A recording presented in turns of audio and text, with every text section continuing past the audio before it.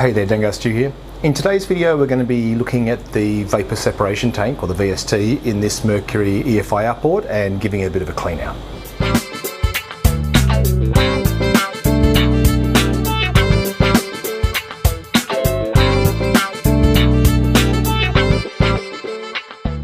Alright, so we'll start by whipping the cowling off and I'll show you the part I'm referring to. So this here is the vapor separation tank. It's just here by the oil filter. And we're going to take this whole unit off, which includes the cooler here. So we'll undo, this one's actually been off before. The original Mercury setup is some crimped hose clamps here. So we'll undo these aftermarket hose clamps, unbolt the unit and get it on the bench. This first one here comes in from the low pressure fuel pump. So you've got a low pressure fuel pump picking up fuel from the tank and sending it into the high pressure pump here. So I'll undo this one and we'll pull this off. Now these two connect the tank to the cooler. The cooler's still got some crimped hoses onto it, so I'm going to undo these two so we can separate the cooler from the tank. The tank itself's held on with some little 8mm fasteners. On the top here is an electrical connector that drives the pump inside.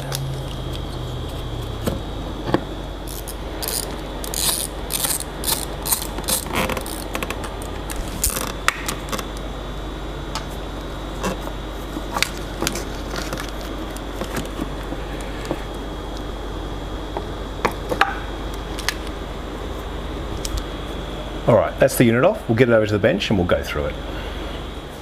So just a few things to point out before we do go over. This cooler, as the fuel comes out, we go to this high pressure line that leads off to the injectors. So that's a bit more of a sort of automotive style EFI high pressure hose. And also this is what the factory hose clamps look like. So I just cut this end off here with some side cutters, peel them apart and then replace them with standard fuel line rated hose clamps. The little hose we took off the bottom here is for draining the VST. So all I'm going to do before we start is undo this little 8mm plug and just start draining the tank. If you've got some water in your fuel tank, it's not very good for the pump in this. It doesn't like to pump water at all. So draining this is a good way just to flush a bit of water out of the bottom periodically. So it's something, you know, I would recommend doing as almost a service item. But so far, it's looking pretty clear of water, which is good. I guess I should tell you why this boat's in order to know what we're doing here today, and that's because it'll run and then it'll suddenly lose fuel pressure. Now, this Schrader valve on the top here is where you can attach a fuel pressure gauge. I've actually got some old footage of testing the fuel pressure on this while we're driving it that I took on my phone one day. So I'll show you that and give you an idea of the types of tests we did. Once we realised it was losing fuel pressure, then it's about cleaning this out, seeing if the pump's all right, seeing if the filters are blocked, the strainer's blocked, that kind of thing. When we first picked this boat up, we took it out on the water and connected a fuel pressure gauge to the Schrader valve on the VST just to see what sort of reading we were getting. This way we could drive it around. If it started to play up, we could see if it was because the fuel pressure was dropping. Now, it didn't drop while we were driving it, but it actually was the problem in this case. So we got it back in and that's when we started pulling it apart. Just in case anyone asks, because I'm sure you will, I'll be picking up the Evanru videos next week. So this is actually just an old video because I didn't have a chance to film anything this week. So just if you're wondering what's going on with that, that's the story. Alright, so we'll head back to the workshop and we'll start pulling this VST apart. Now it's drained, I'll just tighten the drain plug up before I forget, and we'll undo these Phillips head screws on the top and I'll show you what's inside. So with the screws out, we can lift the top up here.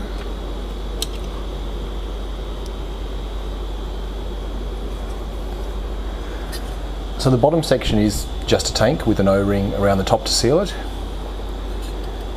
If that O-ring was damaged and you were losing pressure, you could definitely replace that. The main components we've got here is the fuel pump, the strainer here, which is what I'll be checking. The float and needle valve here regulates the fuel flow from the low pressure pump, the same way it would in a carburetor. And then this is your high pressure electric fuel pump. So I'm going to start by taking this filter off the bottom and seeing if that's blocked up at all. The strainer here is just pressed on, so I'm just going to gently use a screwdriver, sort of slowly working around the edges to get it off. And then the same goes with the black section into the white.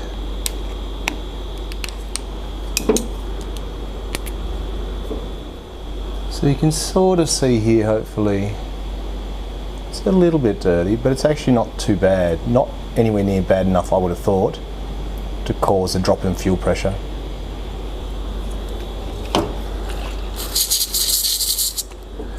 The fuel pump itself's also just pressed in, so I'm just going to gently pull down on it till it's out, and then we'll pull the electrical connectors off it too.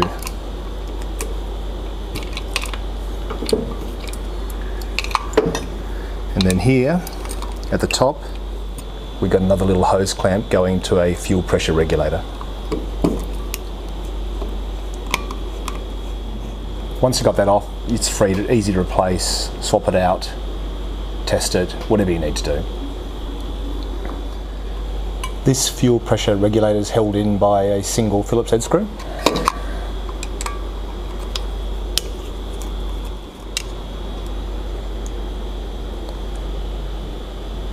You've got a bit of gunk on the outlet side of that, so I'll just give it a bit of a flush out. Underneath, just in here, there's also another strainer, so I'll fish that out.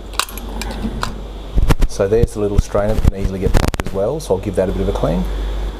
So the flow of the fuel is low pressure pump to the inlet here, through the needle valve and the float to fill the tank. Once it's in the tank, this pump will pick it up from the strainer in the bottom and send it up into this section here. You can then put a fuel pressure gauge on this Schrader valve like we were talking about and sample the fuel pressure, or it'll normally just flow out of here into the cooler. As it flows back from the cooler, it comes into the top here, and if it exceeds a certain pressure, the regulator will allow it to flow back in the tank. If it doesn't, it'll stop it flowing, and that way it'll keep building up the pressure until it's got the 40 psi or whatever it needs to run the injectors. If it bypasses the regulator because it's getting above 40 psi, it'll just run down this hose into the bottom of the tank again. Now I've cleaned this little strainer that goes on the inlet side of the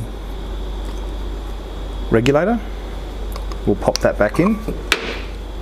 Also, where that little strainer goes is an O-ring to make sure there's a good seal around the inlet to the fuel pressure regulator.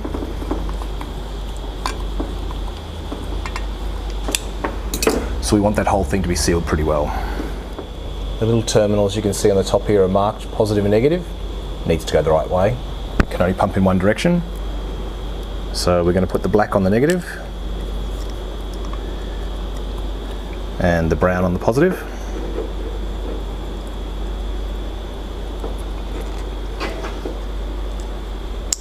And then fit the little cover back on. I'm now also going to put the hose clamp back onto the regulator for the bypass hose. So this is any fuel that exceeds the specified pressure that'll come back to the bottom of the tank. And then we'll just press our strainer back on. And the cap for the Schrader valve. On the other side we've got this float, so I'll just take that off. Very, very similar to what you'll see in carburetors if that's what you're used to. Same needle valve there, same pivot pin. Given the needle looks fine on this, I'm just going to drop this back in. Last time this boat was in with very similar symptoms, the strainer here was very full of grit. It was clearly what was causing the fuel obstruction. This time it actually looks reasonably clear. Had a bit of dirt in it, but nothing that I would consider would truly affect the performance. I've also been told that by squeezing the bulb you can keep it going, which makes me think that it's possibly the low pressure pump, so I'm going to take that apart next. I'll pop this back together now and put it on the boat, but I did want to take the opportunity to show you what's inside these and what they do. So this tank's all about keeping the fuel at the correct pressure, keeping it cool and keeping it a liquid. Alright, well we'll pop this back together, pop it in the boat, and then I'll have a quick look at the low pressure pump on this as well. It turned out that the problem with this boat this time was the low pressure pump. So I took it off and had a look inside. It's actually quite tricky to get to this because of the lower cowling, so you might want to take the lower cowling off, but I'll do a whole separate video on it. What it turned out is these little sort of nylon looking one-way valves were a bit torn, and that's why the fuel pressure wasn't getting through. I've hunted around and found a repair kit for that low pressure fuel pump, so I'm going to get the kit which has the gaskets and, more importantly, those little, they look like nylon sort of one-way valve washers essentially. So we'll get those eventually, and then we'll put the pump back together, and I think this motor will be fine. But the main point of today really was to show you what's inside this VST and the various components, what they do, and I guess what can go wrong. Mostly with these it's replacing the electric pump or perhaps a faulty pressure regulator, but most commonly just those blocked strainers is really the big thing, and perhaps just siphoning it, get a bit of water out as well. Well, thanks for watching. I hope this video does help you if you're having trouble with the fuel pressure on a Mercury EFI outboard. The first things I'd be checking is seeing whether you got your fuel pressure here, making sure the VST pump is in good condition, the filters are clean, and then checking that low pressure pump as well. All right, take care, and I'll catch you next time. See ya.